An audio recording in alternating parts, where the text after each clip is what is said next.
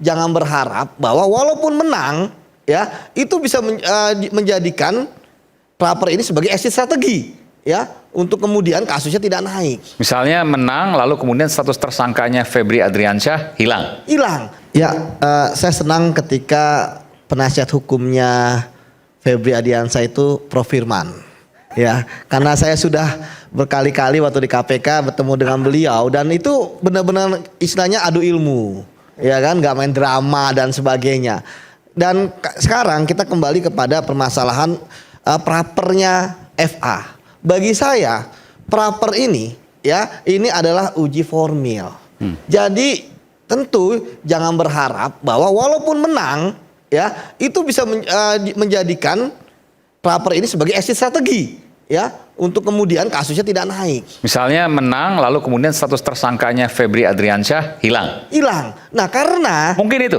Betul. Tapi untuk mungkin sekali lagi saya tanya mungkin itu. Bisa jadi akhirnya tidak dinaikkan lagi, ya kan? Terus hilang kasusnya. Bisa hilang. Betul. Nah, itu yang kemudian saya melihat di ruang gelapnya seperti itu. Namun makanya di sini kita harus mengawal bahwa pra-peradilan itu ya salah satu putusannya adalah tindakan korektif. Jadi ini nanti apapun yang terjadi itu adalah korektif bagi penyidik. Ya, misalnya penggeledahannya tidak sah, ya disahkan dengan cara apa? Ya, misalnya menambahkan dokumen dan sebagainya. Penetapan tersangkanya misalnya alat bukti dianggap kurang oleh hakim, ya dinaikkan lagi dengan alat bukti yang baru. Jadi seperti itu, materialnya nggak hilang, perbuatannya tidak hilang. Apalagi tadi saya selalu mengatakan bahwa kasus TPPU-nya ini sangat mudah, ya karena semua teori tentang TPPU mulai dari placement, menempatkan, layering, mengelabui, kemudian integration, membuat seolah-olah bersih, itu kan ada semua. Ya kan 3 pola itu, 3 tahap itu. Jadi Mas Aiman, ya tapi ya tentu ya dengan ini bisa jadi pasti akan panjang kasus ini. Tapi memang perang melawan korupsi kan memang perang yang lelah. Tetapi yang penting adalah jangan sampai dalam kasus ini perang terhadap korupsi malah perang-perangan, bukan perang sesungguhnya. Seperti itu. Silakan Prof Iman. Makasih Bang Aiman. Saya tadi agak sepintas berpikir, misalnya Bang Aiman ada di ruang ini, dalam pertanyaan tadi soal Eigener, apa bedanya antara besitter dengan owner itu? Apakah orang yang seperti Mas Aiman ada di ruang ini bisa dimaknai Mas Aiman adalah pemilik tempat ini? Oh, ini kaitan ke isi berangkas ya? Dengan tadi. Ya. Ini ruang publik Pak. Ya. Ini ruang publik ketika bicara privat. Santai dulu Eigenar ya. Santai dulu. Ini kan saya bicara prinsipnya aja supaya kita. Jadi maksudnya segini, saya di sini maka kemudian studio ini punya saya, ya enggak juga dong. Ya. Jadi itu semacam common sense ya. Hukum itu juga common sense. Ya. Tapi common sense by evidence. Jadi tidak bisa hanya nalar logika saja. Ya seperti kita bercerita-cerita ini. Ini bentar, supaya pemirsa paham juga. Jadi maksudnya Anda mau meluruskan bahwa apa yang ada di dalam brankas di Rumah Sentul belum tentu itu tanggung jawab dari Febri Adriansyah. Ya, itu yang saya maksud sebagai speaking evidence. Buktilah dan pembuktianlah yang bicara. Maka itu sebenarnya. Tapi berikan kepada saya logika. Ya. Uang yang hampir 1 M ya, 476 miliar plus emas 74 kilogram ada di rumah Febri Adriansyah, dititipkan di dalam berangkasnya. Bagaimana logikanya? Ya Mas Aiman sama, misalnya handphone ini saya pinjam, saya sebentar atau pulpennya beliau, saya kantongi apakah saya kemudian menjadi pemilik? Itu padahal handphone. Ini punyanya Mas Parisangi. Jadi hampir 1 triliun. Hampir 1 triliun. Ini refleksi yang kecil, makanya saya bilang ya cause and effect. Penyebab dan akibat itu kan harus diukur secara pembuktian. Namanya evidentiary test. Sabar saja. Jadi kalau saya mau menyampaikan kepada apa yang disampaikan beliau tadi, dasarkan bukti ya. Sebenarnya saya tidak ingin menunjukkan bukti pelaporan yang ada yang disampaikan beliau. Hanya ada dari 13 Januari 2006, 4 Juli 2026, ya 4 Juli 2026, 4 Juli 2026, 5 Juli 2026. 6 Juli 2006, 6 Juli 2000. Nggak ada yang 2025 maksudnya? Nggak ada. Pelaporannya begini maksud saya, semua. Ya kita boleh bercerita-cerita, tetapi fakta. Ya, ini dokumen yang diserahkan dari penyidik. Ya. Jadi nggak ada laporan dari Bung Sugeng? Ada. Jadi itu yang saya katakan. Laporan sebenarnya kan apa itu? esensinya Dari penyidik. dari penyidik, Oh, begini. penyerahan berkasnya. Laporan Nah, itu kan sorry, Mas. penyelidikan dulu Ya. mungkin dengan laporan Ya. tipe A, Dumas itu Ya. sebagai laporan tipe A. Ketika ditemukan peristiwa Ya. pidananya, Ya. dijadikan laporan tipe B pada tahun 2026. Itu teknis hukum yang sangat Tapi mudah peristiwa yang tahun dijelaskan. 2024, 2025, ya itu yang saya katakan. Kita Nggak harus ada. membedakan mana Enggak, cerita, mana memang fakta. itu tidak, itu hanya menjadi rujukan Dumas masyarakat. Ini faktanya Gitu loh. yang diserahkan dari Kortas kepada kejaksaan. Iya, itu Dumas masyarakat. Oke, itu satu. Ya, kami Ya. kan tidak mendapat laporan membuat laporan tipe Ya. B.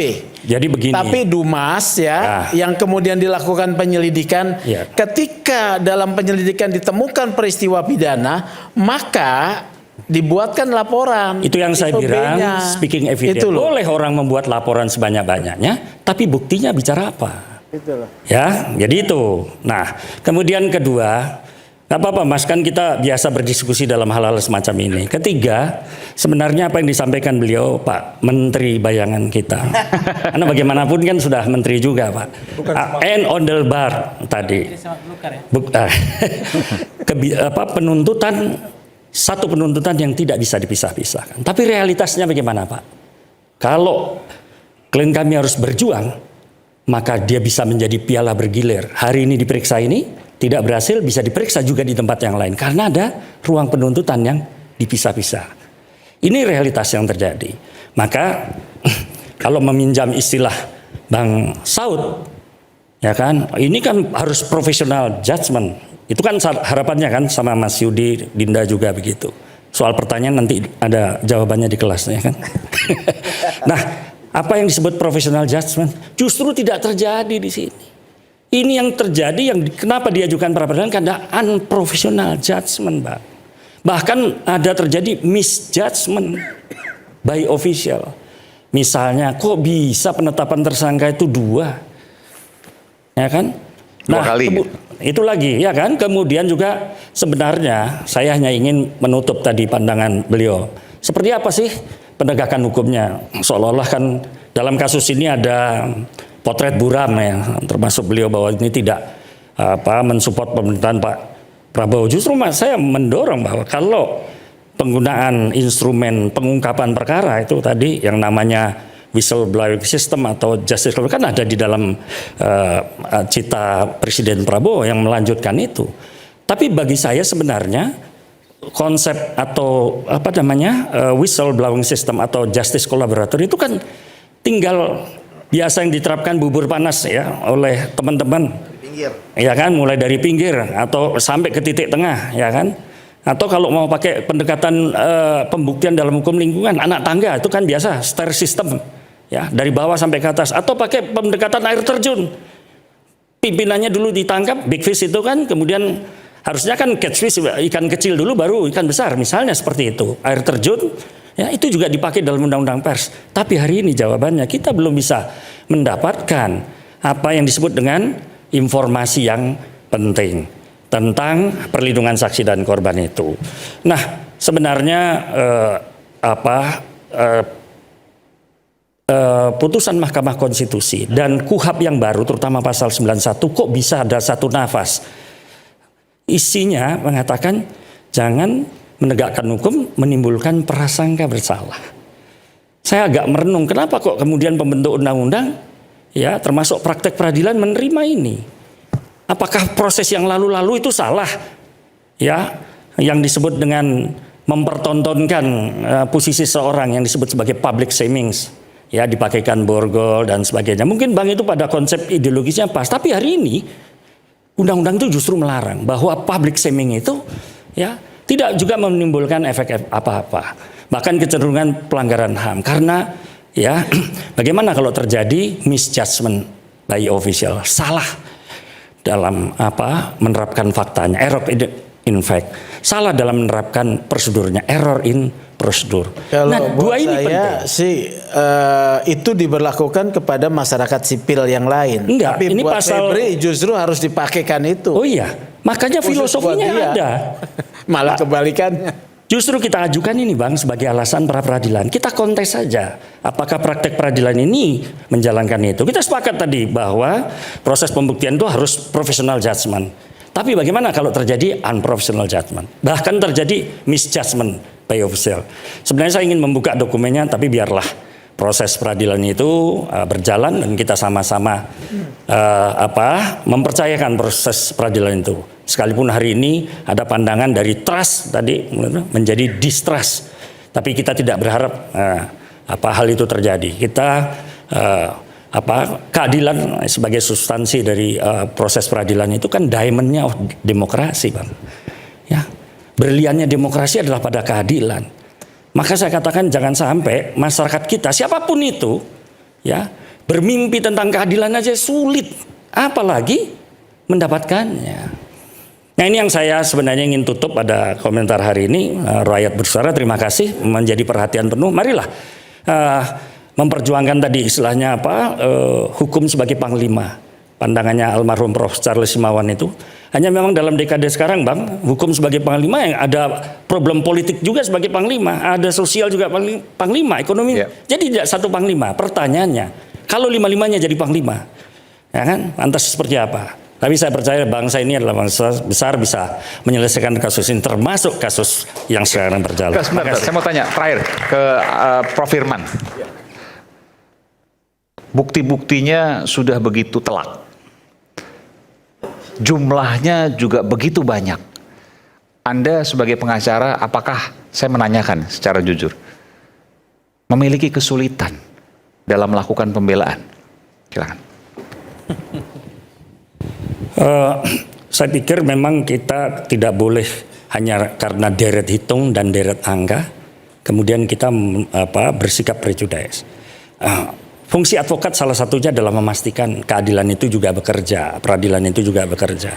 Jadi advokat tidak dalam posisi, termasuk saya tidak dalam posisi untuk membuat peradilan itu tidak bekerja, bahkan pembuktiannya harus seterang cahaya kalau bahasa teman-teman di Pusako ya Bang. Nggak, artinya begini, kalau seandainya memang mudah, bayangan saya menggunakan logika sederhana, maka bisa dijelaskan sejak sekarang. Yang berpekan-pekan tidak bisa dijelaskan. Katakanlah misalnya emas itu dari Don Rito. Bagaimana kemudian bisa emas, uang berada di rumah Pak Febri? Pertanyaan sederhana, apakah bisa dijawab soal itu? Ini kita masih nguji proseduralnya dulu. Artinya kan ada kesulitan untuk menjawab itu? Ya, masih tidak. Proses itu kita ikuti saja. Bukan, kalau seandainya memang mudah, maka dengan mudah secara logika bisa dijawab. Iya. Artinya kalau memang ada hubungan yang jelas tadi ya. Saya mohon maaf, karena ini berpekan-pekan yang kemudian tidak ada kejelasan. Ya. Anda tidak bisa menjawab soal itu. Saya menjawab tadi bahwa kita masih menguji aspek proseduralnya. Dan jawabannya adalah? Jawabannya kita melihat ada unprofessional prosedural. Bukan soal prosedur, soal kepemilikan yang saya tanyakan. Soal kepemilikannya, emas dan uang. Ya biarlah nanti Pak lain kita yang menjawab. Kira-kira itu. Terima kasih. Terima kasih. Silakan. Baik Bang Iwan, saya hampir mau puluh. Jadi mahasiswa juga bingung juga lihat perdebatan kita ini karena ngambang kemana-mana. Tapi tenang, masih ada Sanaplu, obat untuk flu. Okay. Ya. Baik Bang Iwan, saya ingin berdiskusi dari segi pandangan para filsuf dan kita kembali ke abad 399 Masehi. Tentu kita semua pasti mahasiswa juga tahu terkait dengan Sokrates, ya, filsuf Yunani kuno. Jadi pemaparan daripada abang saya, Prof. Firman Wijaya, saya terbersit di pikiran saya kembali ke zaman Yunani kuno, yaitu terkait Sokrates. Tadi saya dengar pemaparan abang saya bahwasannya rumah itu adalah milik dia, tapi barang itu bukan milik dia. Sehingga saya melihat kalau pembelaannya seperti itu, mungkin kita semua bertanya, semakin bertanya. Rumah kita punya, tapi ratusan miliar sama emas ada di situ. Apakah itu tempat penitipan uang atau seperti apa? Kita sepakat dan kita sependapat pandangan daripada abang saya, Bang Firman, bahwasanya kebenaran itu harus seterang cahaya. Tapi hari ini kebenaran itu tidak diungkap oleh abang saya. Itu emas siapa sebenarnya? Itu uang siapa kalau itu rumah dia tapi barangnya bukan punya dia? Apakah beliau ini membuka jasa penitipan uang dengan orang-orang yang bermasalah? Ini kan harus diperjelas. Jangan spekulasi ini memunculkan isu-isu liar di tengah-tengah masyarakat. Dikaitkan dengan filsuf Yunani kuno Sokrates tadi yang dikenal dengan karyanya Sastra Dialog Sokrates, ya.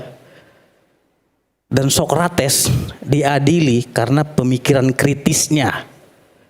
Dia diadili oleh pengadilan Athena dan disuruh meminum racun pohon Holmes.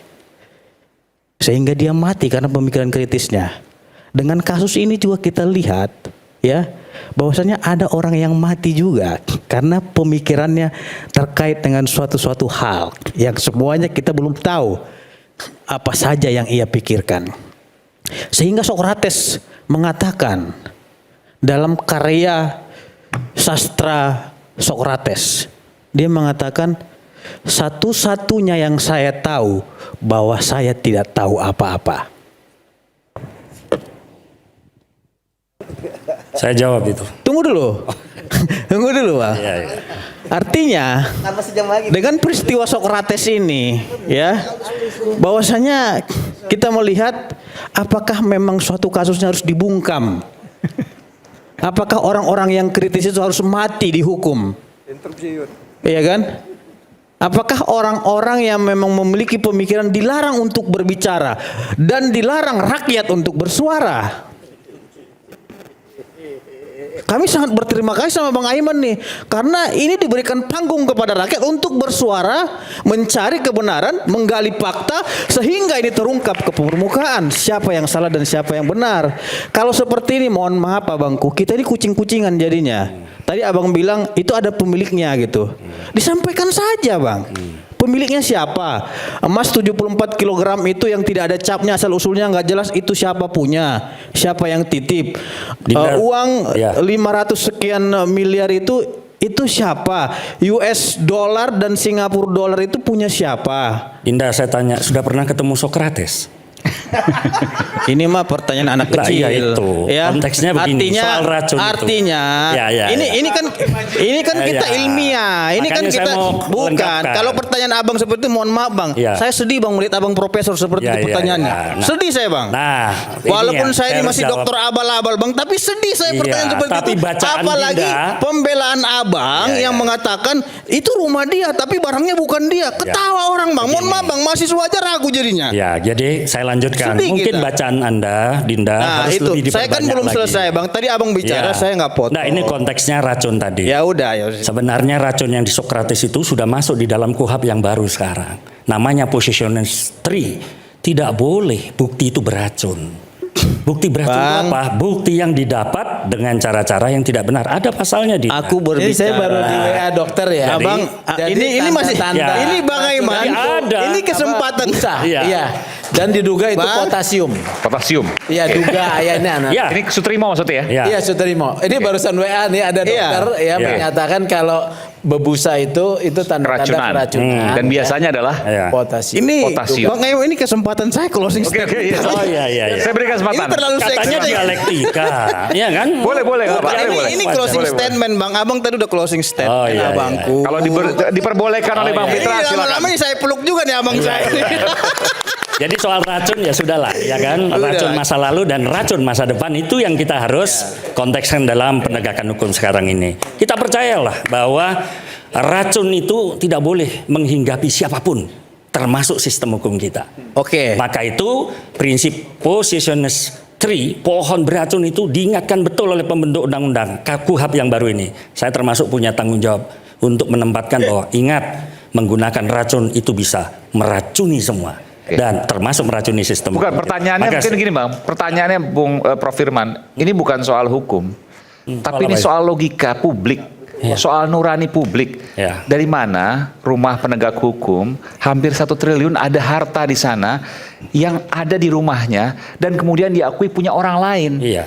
Itu yang nantilah. Hanya perlu jawaban sederhana untuk menjawab logika publik dan nurani publik. Iya. Jadi begini, ada hakim namanya Kita nggak bicara soal aturan hukum, kita nggak bicara soal poisonous tree tadi atau apa. loh bagaimana kita Racun percaya tadi. dia sistem yang ada di kita sekarang ini. Bukan, ini bicara soal bagaimana seorang Ya. penegak hukum, seorang pimpinan penegakan hukum di negeri ini ada harta hampir 1 triliun rupiah Ya. di rumahnya yang kemudian diakui milik orang lain. Ya. Bagaimana Mas Saiman ceritanya? mesti baca buku dia itu. Iya, jadi begini, apa nggak boleh kita punya rumah, kedatangan orang, kedatangan tamu yang punya kekayaan besar, kan bisa saja. Bisa saja. Tapi sekali lagi saya katakan, ini soal art possibility. Pembuktian itu kan tinggal bukti yang bicara tadi. Jadi ya, kita tidak bisa mengandai-andai, makanya evidentiary test nanti kita akan lakukan, ya kan?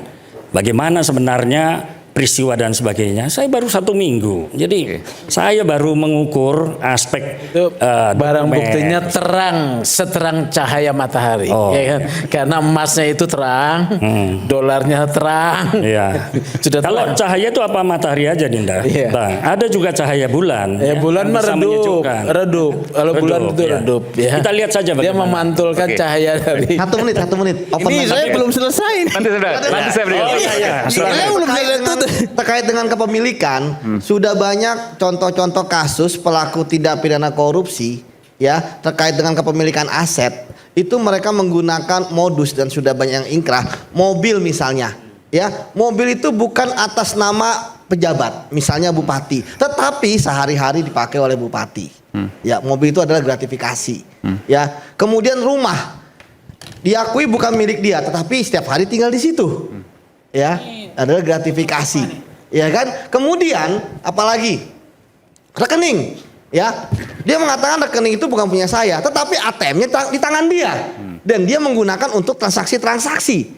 Jadi seperti itu Bang Aiman, bahwa nanti ini pembuktiannya adalah di banyaknya saksi. Jadi tidak masalah atas nama siapa, tetapi siapa yang menggunakan, siapa yang menjadi beneficiary owner lah bahasanya, penerima manfaat dari barang-barang bukti tersebut. Begitu Mas. Makanya Mas saya bilang tadi, bukti permulaan yang cukup itu penting dalam kasus ini. Itu yang kita persoalkan. Ya, Oke. kalau cukup bukti nggak apa-apa, tapi bukti permulaan. Bung Peter, itu nanti cukup, selepas Bang. jeda saya akan kasih kesempatan lagi full. Kami akan kembali sepat lagi.